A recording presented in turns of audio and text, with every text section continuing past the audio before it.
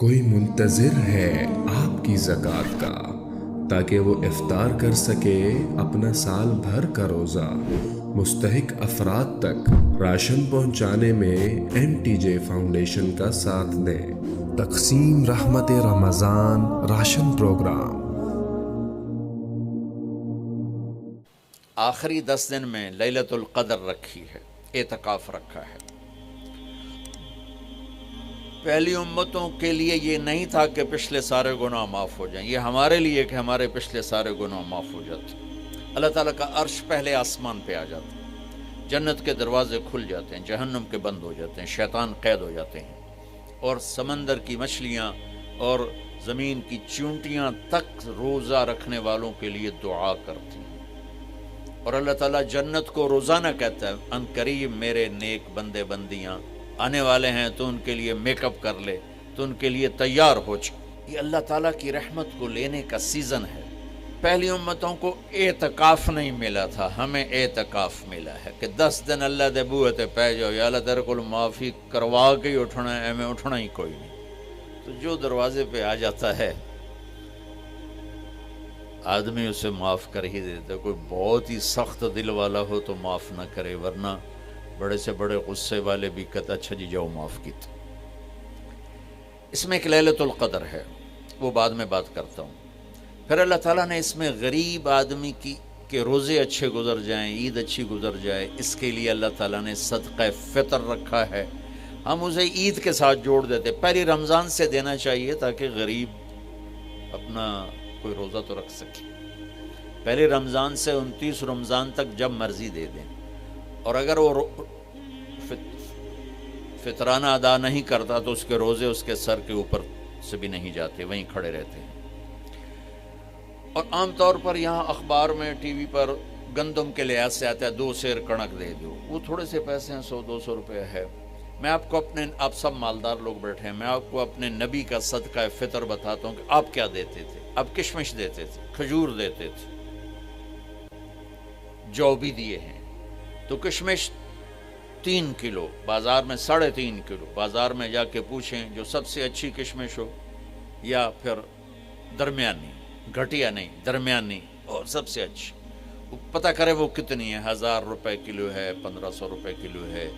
آپ کے گھر کے 4 افراد ہیں تو ایک گھر سے 6000 روپیہ غریب کو جائے گا۔ آج تو 6000 میں ایک ہفتہ نہیں گزرتا۔ تو اب سب سے عرض کرتا ہوں، ویسے بھی خیرات کریں، افطاریاں کروائیں، اور صدقہ فطر کشمش کے حساب سے دیں۔ یہ آپ سب بھائی بہنوں کی خدمت میں گزارش ہے۔ اللہ نے آپ کو رزق دیا، خرچ کریں، یہی آپ کے ساتھ جائے گا، باقی سارا ادھر ہی رہ جائے گا۔ لیلۃ القدر، انا انزلناہ فی لیلۃ القدر وما ادراک ما لیلۃ القدر لیلۃ القدر خیر من 1000 شہر تنزل الملائکۃ فیہا بإذن ربہم من کل امر سلام ہی حتی مطلع الفجر۔ ہم نے قرآن کو لیلۃ القدر میں اتارا، تمہیں کیا خبر کہ لیلۃ القدر کیا ہے؟ لیلۃ القدر 1000 مہینوں سے بہتر ہے۔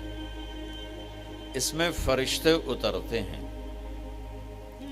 اور یہ صبح تک رہتی ہے۔ لفظ قدر عربی میں اس کا ایک مطلب ہے قیمت۔ سبحان اللہ۔ تو اللہ نے کہا میں تمہیں بتاؤں، آپ سب تاجر بیٹھے ہو، لیلۃ القدر کی قیمت کیا ہے؟ 1000 مہینوں سے بہتر ہے، 1000 مہینوں سے بہتر ہے۔ اب 1 روپے پر 1000 نفع لے سکتے ہیں؟ دنیا میں کوئی ایسا کاروبار ہے؟ جو ہیروئن بیچتے ہیں وہ بھی نہیں لے سکتے۔ اور میرا اللہ کہہ رہا ہے 1 رات 1000 مہینے، یعنی کوئی 82-83 سال۔ یہ تو آ گیا پہلا قدر۔ دوسرا اس کا مطلب ہے تنگ پڑ جانا، تنگ پڑ وقت، فقدر علیہ رزقہ۔ تو تنزل الملائکۃ فیہا، تنزل الملائکۃ والروح فیہا، کہ اس رات اتنے فرشتے اترتے ہیں کہ زمین تنگ پڑ جاتی ہے. سبحان اللہ، اتنے فرشتے آتے ہیں زمین تنگ پڑ جاتی ہے. تیسرا مطلب ہے قدر، مقدار کو. تو اللہ تعالیٰ نے اس کا آخری مطلب بھی بتایا، سلام ہی حتی مطلع الفجر، کہ یہ فجر کی نماز تک، فجر کی اذان تک یہ رہتی ہے. 3 مطلب ہیں قدر کے، تینوں اللہ نے قرآن میں کور کیے. قیمت کیا ہے؟ 1000 مہینوں سے بہتر. تنگی کیا ہے؟ فرشتوں سے زمین بھر جاتی ہے. مقدار کیا ہے؟ صبح صادق. لیلۃ القدر 27 کی نہیں ہوتی، 21، 23، 25، 27، 29. اب یہ 5 راتیں جاگنے چھٹ. آپ لوگ تو ویسے رات کے بادشاہ ہو، جاگ لو. تو لیلۃ القدر مسجد میں نہ گزارو، گھر میں گزارو. یہ مسجدوں میں اشتہار لگ جاتے ہیں، فلاں کے ساتھ شب قدر گزاریں، فلاں حضرت کے ساتھ شب قدر گزاریں. پھر ادھر کوئی صلاۃ تسبیح پڑھ رہا ہے باجماعت، عورتیں صلاۃ تسبیح کی جماعت کرا رہی ہیں، اور پتہ نہیں اور کتنی عجیب و غریب قسم کی عبادات شروع ہو جاتی. یہ نفلی عبادت ہے، میرے نبی گھر میں پڑھتے تھے. آپ نے اشراق کے سوا ہر نفل گھر پڑھا، ہر سنت گھر میں پڑھی. تو آپ لیلۃ القدر کو یہ مستورات بھی آپ بھی اکٹھے ہو کے نہیں منانا، الگ الگ مصلی بچھا کر اپنے اللہ سے رونا دھونا کرو، اپنے اللہ کو منانا کرو. میں بھی کروں، آپ بھی کریں. نوافل کی، جیسے ابھی شب برات گزری تو اشتہار تھے. میں جا رہا تھا ادھر غلام آباد میں، ایک جنازہ ہو گیا تھا، تو اشتہار فلاں حضرت کے ساتھ شب برات گزاریں، فلاں مسجد میں شب برات گزاریں، فلاں جگہ شب برات گزاریں. بھائی وہ گھر میں منانے کی ہے، مسجد میں نہیں. میرے نبی نے نفلوں کو تنہائی میں ادا کیا، فرض کو مجمع میں ادا کیا. لیلۃ القدر میں جاگنا نفل ہے. اور پھر جب اکٹھے ہو جائیں گے لوگ اور عورتیں تو پھر ساتھ غیبت بھی چلے گی، اور ایک غیبت کا بول ساری رات کو اڑا کے رکھ دے گا. مردوں یا عورت اکٹھے ہو جائیں، غیبت سے تو بچتے نہیں، نہ ہی رک سکتے. ہم سندھ سے ہم بائی روڈ آ رہے تھے، کراچی سے بائی روڈ جماعت تھی، تو وہ راستے میں بڑی غیبت کریں. نوجوان تھے سارے، نئے نئے. میں چپ کر کے سنتا رہا. جب کوئی 2 دن گزر گئے نا، تو ہمارے پاس بڑی وین تھی.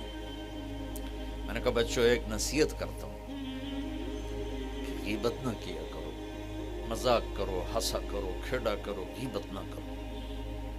تھوڑی سی میں نے اس پہ بات کی تو بڑے متاثر ہوئے. کہا جی ٹھیک ہے انشاءاللہ آئندہ بالکل نہیں کریں. کوئی آدھا گھنٹہ گاڑی میں سناٹا رہا. آدھے گھنٹے کے بعد ایک بولے مولانا یہ غیبت نہ کریے تو پھر گلاں کی کریے.